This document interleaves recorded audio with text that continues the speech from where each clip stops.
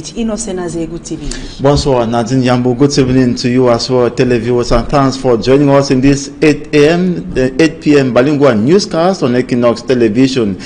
Of course, in this edition of the newscast, we'll be telling you how dozens of sympathizers and militants of the Cameroun Renaissance Movement Party of Professor Maurice Kamto have been arrested and detained at the Bonanjo Judicial Police Station.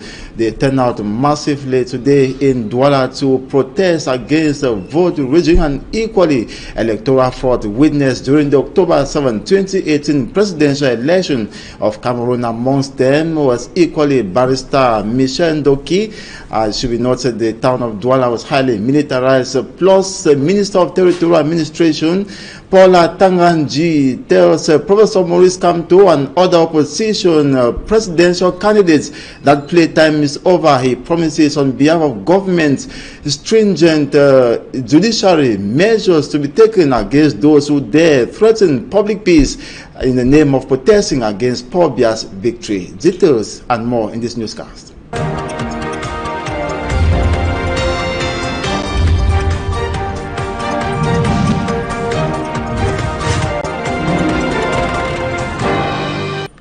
À présent, la deuxième partie de ce journal en langue anglaise avec vous, Innocent Azé.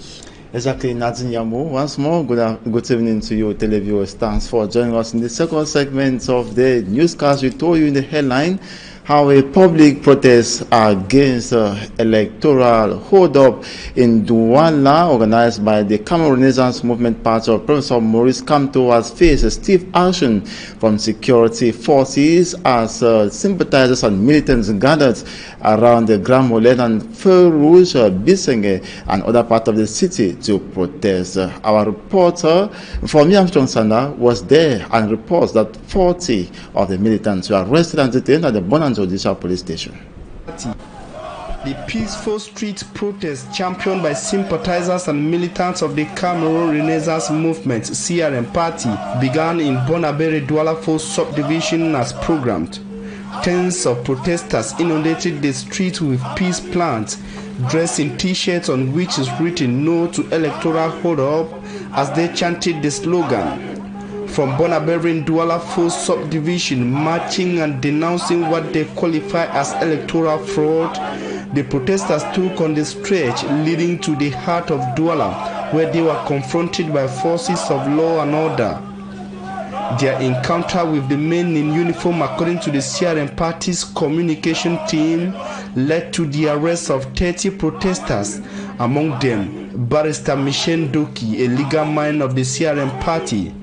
Spontaneously, other CRM party militants and sympathizers of the protest march appeared on strategic road junctions within the city of Douala, like Mobi Bonakwamwa, Daido Grand Moulin and Monte Besenge, where a famous social activist, Andre Blesse Same, was arrested.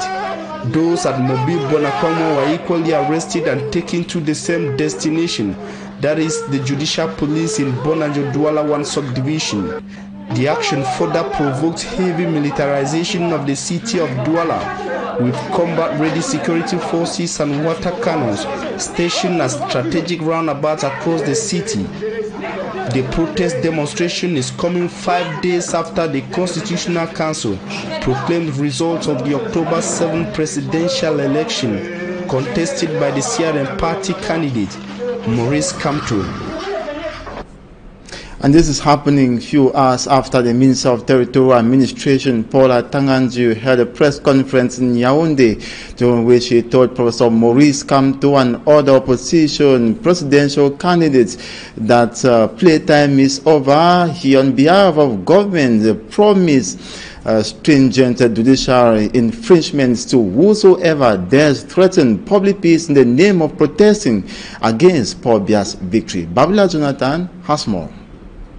Cameroon's Territorial Administration Minister Tanganji Paul dismisses allegations of fraud, other election malpractices and irregularities that the opposition said marked the October 7 presidential election. According to Minister Tanganji, the electoral process was fully satisfactory. The head of state gave firm instructions to the administration to put in place optimal measures to secure the entire electoral process.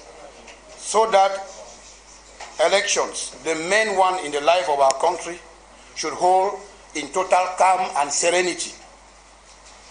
Elections Cameroun Elecam, the independent organ entrusted with the material organization of the presidential election, put in place all measures for the election to hold under the best conditions possible and in respect of internationally acceptable standards. These objectives were largely attained. He decried the self-proclamation of victory by the Cameroun Renaissance Movement CRM presidential candidate Professor Maurice Kamto and other acts of the legal mind and his followers, which the minister qualifies as illegal. Even as the said candidate, after deciding to abide by the rules, notably petitioning the Constitutional Council, before which he freely made known his arguments, he again derailed by contesting the verdict of the Constitutional Council, which is final. The candidate and his followers never stopped multiplying provocations and other dangerous acts on social peace by attempting to organize insurrections. He promised legal punishment to all those who will attempt to disrupt public order. All attempts to disrupt public order will be handled with firmness. Perpetrators, likewise those they would have incited in joining them, will have to answer before competent judicial institutions. All those who will attempt to violate the laws of the Republic will answer before the law courts and be rigorously treated by the same laws.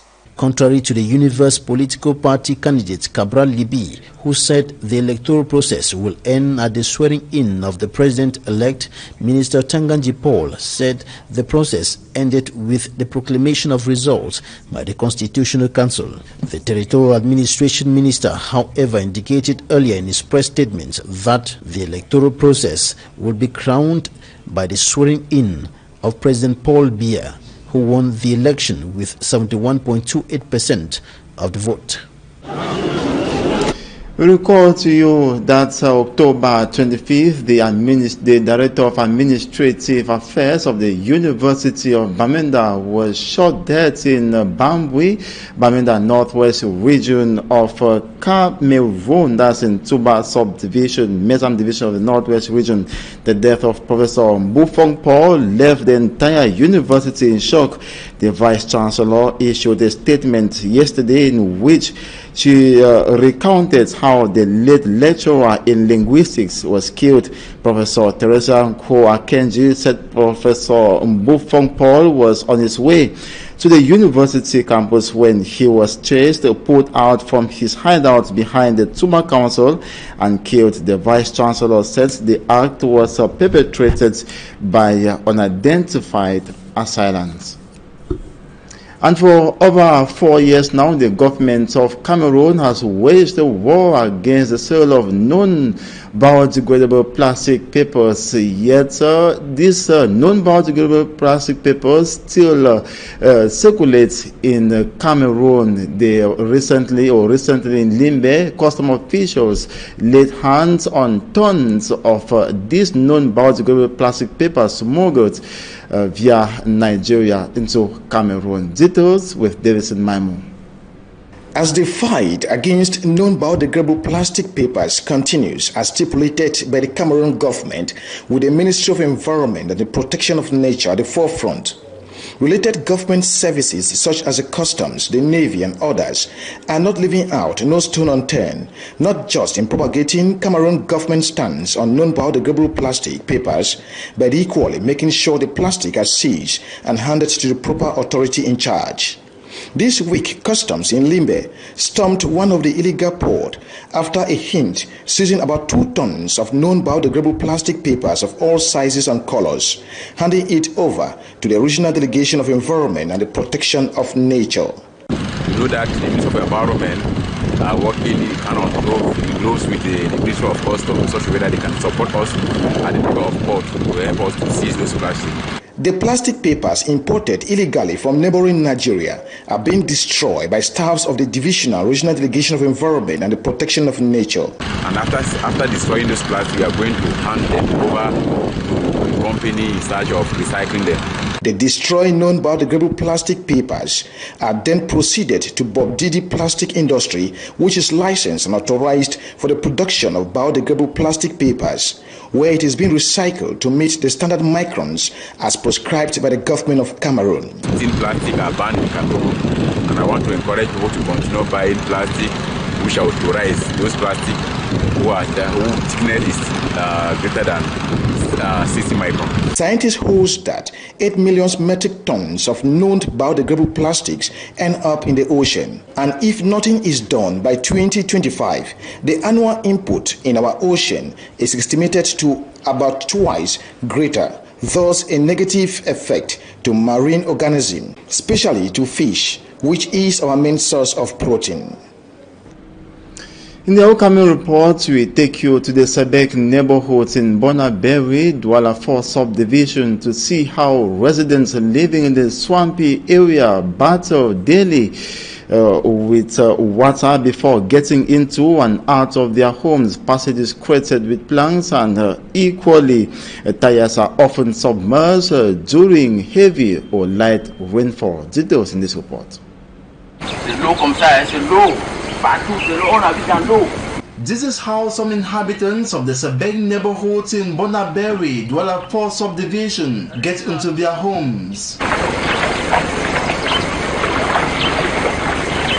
Going to or returning from work, school or market, they are compelled by nature to first and foremost remove their shoes and walk in the pool of water. After this challenge, they can now rewear their shoes to continue their journey to wherever. An unavoidable situation due to the ever-swampy nature of the environment.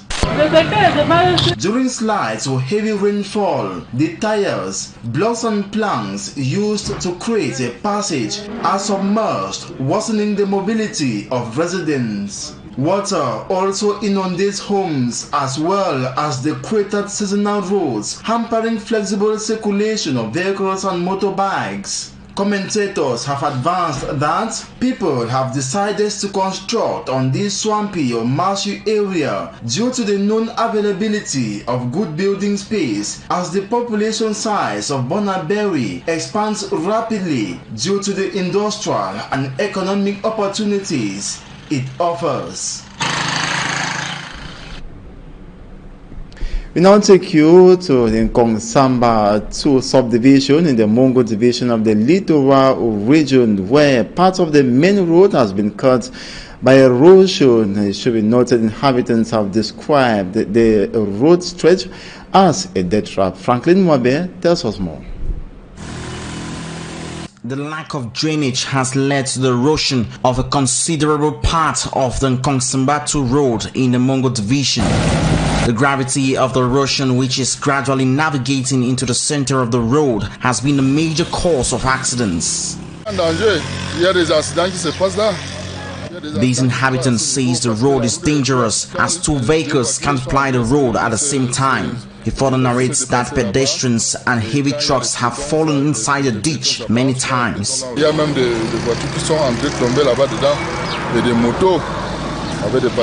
Another inhabitant says the urban council should not wait until someone dies before a solution is provided. C'est un danger. Il faut que la communauté urbaine trouve une solution pour ça. Ils n'attendent pas qu'il y ait les morts avant qu'on trouve une solution. The road that is without barricades by the side and that has become conspicuously narrow due to constant erosion have left threatening cracks at the center of the road. It is only a matter of time for the entire road to collapse if nothing is done to remedy the situation. We now come back to the extraordinary summit of head of states of the Semak sub region. Of course, that has wrapped up in Jaminat with a major economic resolution reached. Once more, we have details of this report with Informi Armstrong Sanda. contrary to speculations on a possible devaluation of the franc CFA, the N'Djamena extra